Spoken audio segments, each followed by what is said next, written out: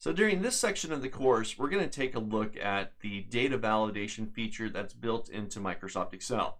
Now, before we get in and start to actually mess around with the data validation settings, let's get a good understanding of what data validation is and why it's important, why we should be using it inside of our Excel documents. So I want to give you a scenario here. I was out teaching a class, a live class to a group of individuals, and somebody had brought up a scenario that they had run into.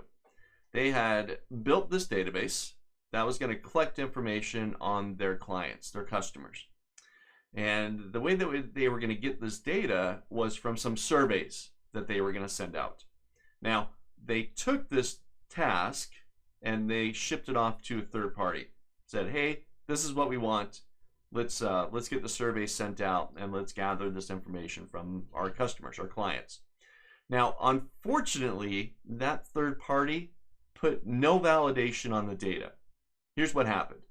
They sent out the surveys to their customers and it asked for things like their name, their address, their state, their zip code, their phone number, their email, and so on and so on. It asked for a bunch of information from these individuals.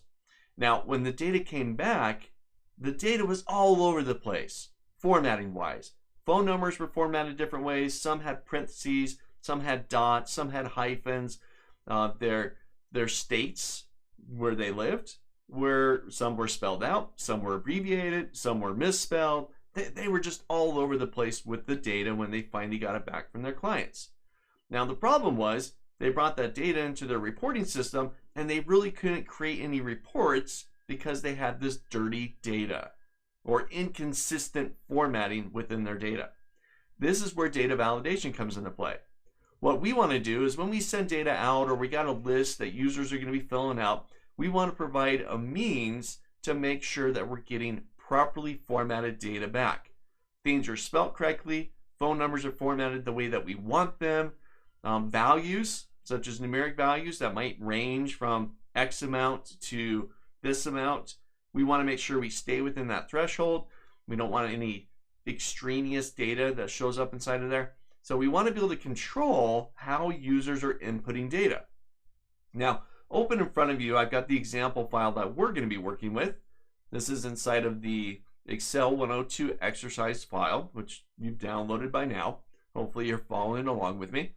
And I'm looking at the sort and filter worksheet inside of this workbook. Now you can see this is a rental car status, and it's got a simple little table in it. It's got a handful of fields in there. ID number, make, model, doors, auto, smoke, yes or no, convertible, insured, and rate. Now, users are going to be in here manipulating the data, adding records, deleting records, editing records. They're going to be working with this list. Now, I want to make sure things like the rate. Perhaps we've got a certain threshold within our rates. We can only go from, let's see what's the lowest one there, $19.95 to a maximum of $39.95. I don't want anything outside of those bounds. Have to stay within that range. Okay? Let's see, for the number of doors, right? Maybe we've got a range there. For the auto, smoke, convertible, insured, those are just N and Y, just yes and no questions, right? That's it. I don't want anything else in there, right?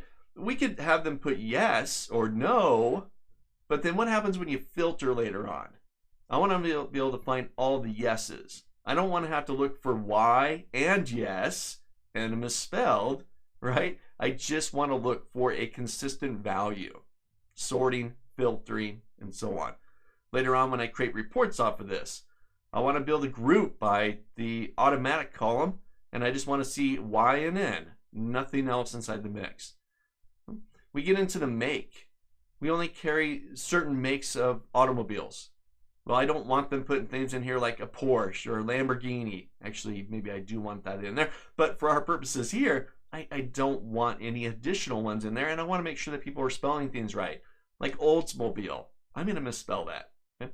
So let's make sure that we give them a way that makes it easy for data entry so that we get consistent, correct, formatted data inside of our list. This is why we use data validation. So let's take a look at how you create data validation and how you can apply it to your list.